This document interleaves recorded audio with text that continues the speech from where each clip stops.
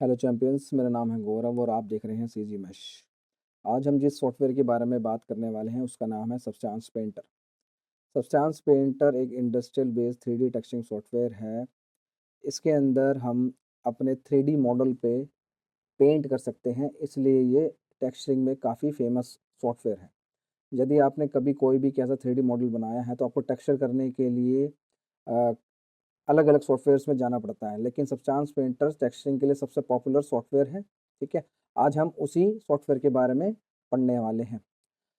ये जो ट्रेनिंग है मेरी बेसिक्स टू एडवांस जाएगी, तो इस सॉफ्टवेयर में क्या-क्या चीज़ें आप कर सकते हैं और कितना एडवांस तक जा सकते हैं, ये आज हम इस ट्रेनिंग के थ्रू जानने वाले हैं। तो इस ट्रेनिंग में बने रहिएगा और मैं आपको इस सॉफ्टवेयर के बारे में हर डिटेल बताऊँगा कि इस सॉफ्टवेयर में कैसे काम किया जाता है या कौन-सी चीज़ क्या होती है। ठीक है?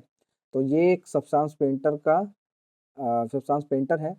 इसे हम व्यूपोर्ट ही कहते हैं एक तरह से, बट ये अगर टेक्निकल वे में कहा जाए तो ये कैनवस है। आपका जो भी आप इसमें मॉडल इंपोर्ट करेंगे वो आपको यहाँ पे शो होने वाला है। ठीक है? और एक चीज़ आप थोड़ा-सा ध्यान रखिए, यदि आपने कभी फ़ोटोशॉप चलाया है तो फ़ोटोशॉप लेयर बेस्ड सॉफ्टवेयर है। ठीक है? ये भी एक लेयर बेस्ड सॉफ्टवेयर ही है, बस ये 3D में है। यहाँ पे आप 3D ऑब्जेक्ट के थ्रू 3D ऑब्जेक्ट के ऊपर टेक्सचरिंग कर सकते हैं। ठीक है? तो इसमें थोड़ा-सा आपको ध्यान देना है। अगर आपको फ़ोटोशॉप बहुत अच्छे से आता है, तो सब्सटेंस पेंटर भी आप एकदम बढ़िया से चला सकते हैं। घबराने की कोई बात नहीं, कभी आपने ज़िंदगी में सब्सटेंस पेंटर यदि कभी नहीं भी चलाया है, तो इस ट्रेनिंग के थ्रू आप हमेशा चला पाएँगे और सब्सटेंस पेंटर क्या होता है ये जान पाएँगे। ठीक है? सबसे पहले हम क्या करते हैं, इसके अंदर एक अब अपना मॉडल इंपोर्ट करते हैं। ठीक है? मॉडल मैंने एक ऐसा मॉडल उठाया जो सब उसे जानते हैं, सब लोग उसे समझते हैं, इसलिए मैंने मॉडल कुछ ऐसा ही उठाया है, जो कि मैंने ही बनाया है। तो इसमें सबसे पहले अपनी एक फ़ाइल यानी एक मॉडल इंपोर्ट करना है। मॉडल इंपोर्ट कैसे करते हैं? सबसे पहले आप जाइए फ़ाइल के अंदर, फ़ाइल में जाइए न्यू, न्यू के बाद एक यहाँ पे टेम्पलेट्स पूछता है आपसे, ये टेम्पलेट। टेम्पलेट बेसिकली क्या होता है? टेम्पलेट इसमें सब्सटेंस पेंटर के अंदर टेक्सचरिंग टेम्पलेट्स हैं ये। टेक्सचरिंग टेम्पलेट्स कहने का मतलब ये आपसे पूछता है कि यदि आपने कुछ भी टेक्सचर किया है, ठीक है? और आपको फाइनल आउटपुट किस सॉफ्टवेयर में निकालना है या किस प्लगइन में निकालना है या क्या कहाँ पे यूज़ करना है, उसके हिसाब से इसने टेम्पलेट बना रखा है। फॉर एग्ज़ाम्पल जैसे आपको अनरियल में कुछ इसका आउटपुट निकालना है, यूनिटी में निकालना है, वी-रे में निकालना है या किसी भी अलग सॉफ्टवेयर में निकालना है, ब्लेंडर में निकालना है, कीशॉट में निकालना है, तो आप किसी में भी इसका जो भी टेम्पलेट है जिसमें भी आपको निकालना है उसका चूज़ करके उसके हिसाब से उसके टेक्सचर निकाल सकते हो, ठीक है? लेकिन इस टेम्पलेट का मतलब ये नहीं होता कि आपने कोई एक इसमें से जो भी कोई टेम्पलेट चूज़ कर लिया तो उसका फीचर दूसरे में नहीं होगा। ये टेम्पलेट्स बस इन्होंने इसलिए बना रखा है कि यदि आपको एक सेकंड स्टेप फॉलो ना करना पड़े, यदि आपको वीरे के लिए टेक्सचरिंग करनी है तो जस्ट एक वीरे पे क्लिक कीजिए, सारे टेम्पलेट ऑलरेडी बने बनाए मिल जाएँगे। बट इन टेम्पलेट्स में ऐसा नहीं होता कि कुछ चीज़ें इसके अंदर है, उसके अंदर नहीं है। यदि कोई चीज़ एक टेम्पलेट में नहीं भी है तो हम उसको ला सकते हैं, ऐसा नहीं है कि एक टेम्पलेट दूसरे में काम नहीं करता, ठीक है? फिलहाल जो हम यूज़ करने वाले हैं, हम करने वाले हैं PVR metal roughness alpha blend, ठीक है? हम ये यूज़ करने वाले हैं, ये भी एक बेसिक टेम्पलेट है आपका। इसमें आप जो भी बनाएँगे वो सब में कहीं पे भी आप रेंडर कर सकते हैं, कहीं से भी किसी का भी आउटपुट कैसे भी निकाल सकते हैं, ठीक है? तो हमने टेम्पलेट चुन लिया है पीवीआर मेटल रफनेस। अब अपना मॉडल हम लेके आते हैं, यहाँ पे होता है फाइल, फाइल के जस्ट सामने आप देखेंगे, इसमें लिखा है सेलेक्ट, तो सेलेक्ट पे क्लिक करो। देन आप जाइए जहाँ पे मेरी फाइल है सीजी मैश लाइटर, लाइटर के अंदर जाएँगे और यहाँ पे मेरा एक लाइटर का फ़ोल्डर है, ये ओबीजे है। इसको मैं ओपन कर लूँगा और यहाँ पे मैंने अपना मॉडल तो सिलेक्ट कर लिया है और एक चीज़ आपसे यहाँ पे पूछ रहा है वो पूछ रहा है आपका डॉक्यूमेंट रेज़ोल्यूशन। डॉक्यूमेंट रेज़ोल्यूशन क्या है? डॉक्यूमेंट रेज़ोल्यूशन सिर्फ़ एक कैनवस का साइज़ है। जैसे फ़ोटोशॉप में हम एक कैनवस बनाते हैं या कुछ भी कैनवस आप ले लेते हैं या 1000 बाय 1000 का ले लेते हैं, 500 बाय 500 का ले लेते हैं, जो भी आप कैनवस ले लेते हैं या फिर ए4 का जो कैनवस ले लेते हैं, कुछ भी, तो उसका कुछ ना कुछ रेज़ोल्यूशन तो होता है, ठीक है? तो सेम इसमें वही रेज़ोल्यूशन आपसे पूछ रहा है कि आपको कितने रेज़ोल्यूशन पे काम करना है, ठीक है? तो अब ये कैनवस यहाँ पे और रेज़ोल्यूशन यहाँ पे क्या काम करता है, ये इन दी एंड लास्ट में निकलना तो 2D फॉर्म में ही है ना, 2D बोले तो आप जेपेग या पीएनजी, ठीक है? और जेपेग और पीएनजी बनते किससे हैं? पिक्सल से, है ना? तो ये वही चीज़ आपसे पूछ रहा है कि आपको कितना बड़ा कैनवस लेना है या मैं कितना आउटपुट अपने हिसाब से अपने सब्सटेंस पेंटर में अंदर इंटरनली लेके चलूँ। तो हमसे ये पूछ रहा है कि आपको कितना कैनवस चाहिए। हम लेके चल रहे हैं 2048 यानी 2K का, ठीक है। और 2K का हमने अब कैनवस ले लिया। बाकी आपको फिलहाल इसमें से कुछ भी चेक नहीं करना है। ये भी कुछ चीज़ें होती हैं, ये धीरे-धीरे हम आगे आगे सीखेंगे ये सब चीज़ें क्या होती हैं, ठीक है। और इसको कर देना है आपको जस्ट ओके।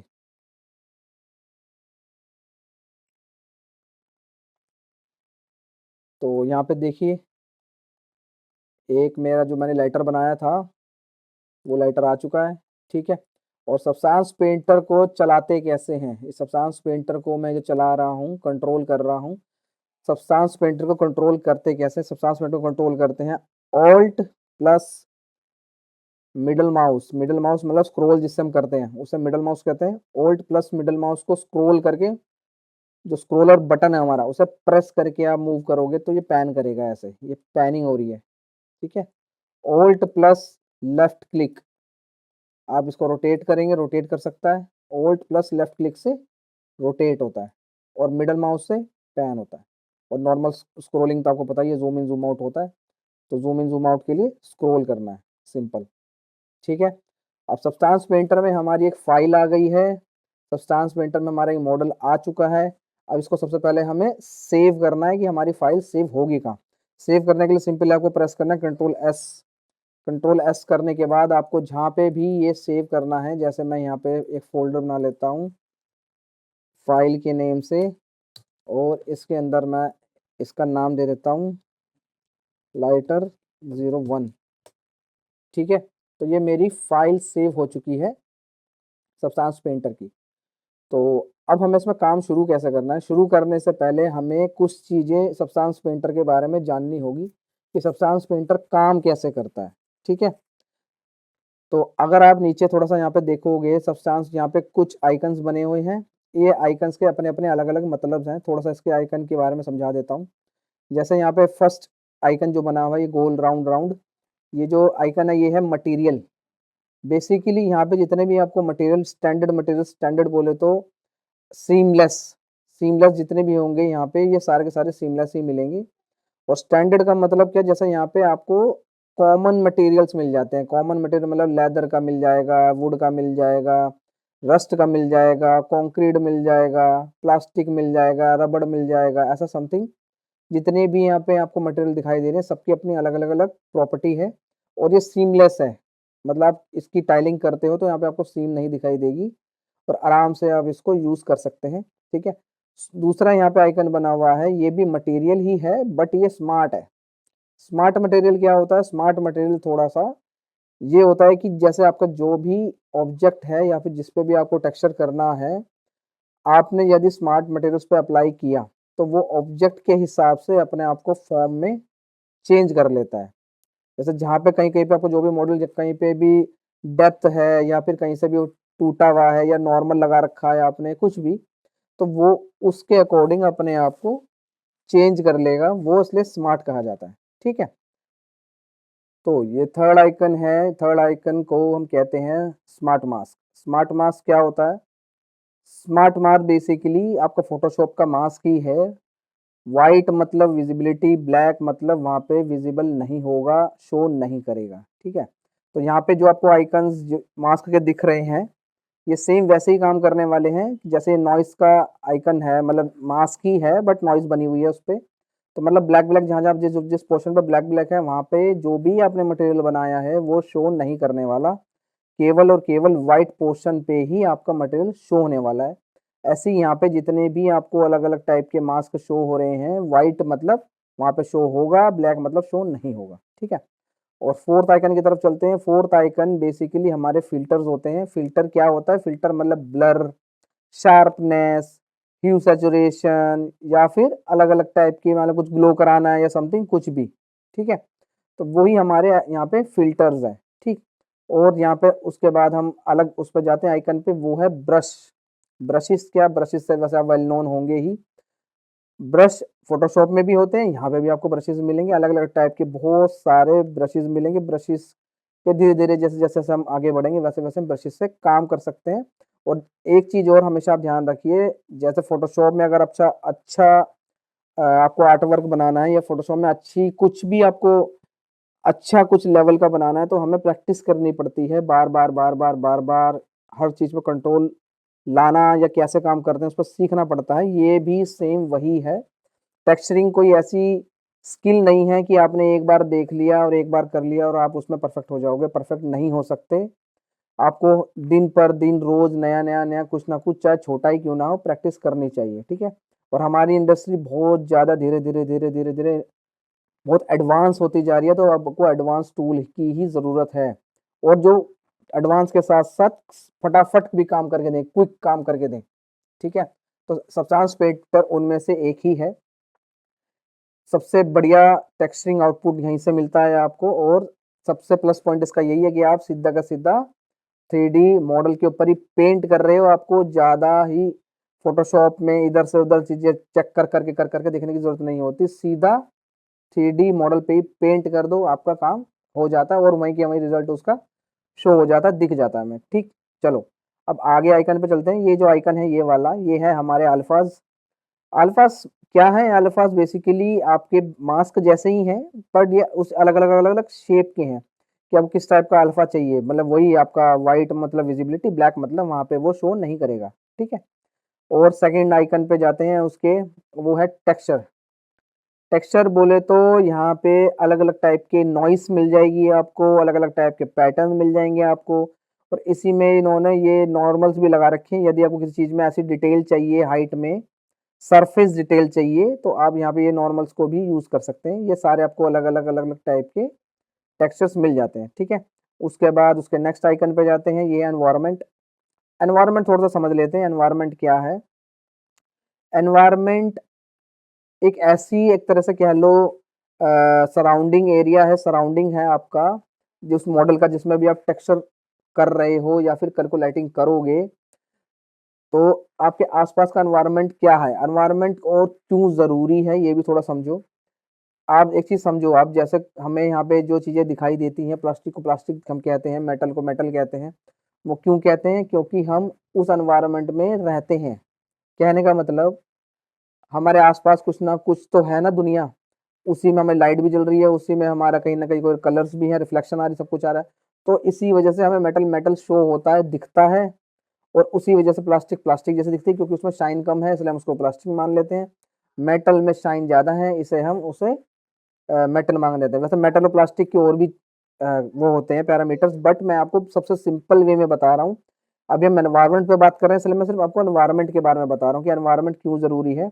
कल को आप इसको टेक्सचर कर रहे हो और आप इसको इसका फाइनल आउटपुट के लिए कुछ ना कुछ एनवायरनमेंट रिफ्लेक्शन के लिए दिखाओगे, है ना? ताकि ये पता चले कि यहाँ मेटल है या क्या है, तो उसके आसपास कुछ सराउंडिंग होना तो चाहिए। तो आपको जो भी आउटपुट जैसा भी आउटपुट निकालना है, आप कोशिश करिए, एक माइंड में थोड़ा बहुत तो आइडिया हो ही जाएगा कि आपको किस लेवल का या किस टाइप का लाइट चाहिए, मूड चाहिए, वैसा ही इसके अंदर आप एनवायरनमेंट चूज़ करो। बेसिकली एनवायरनमेंट कुछ नहीं होता, आपकी एचडीआरआई होती है।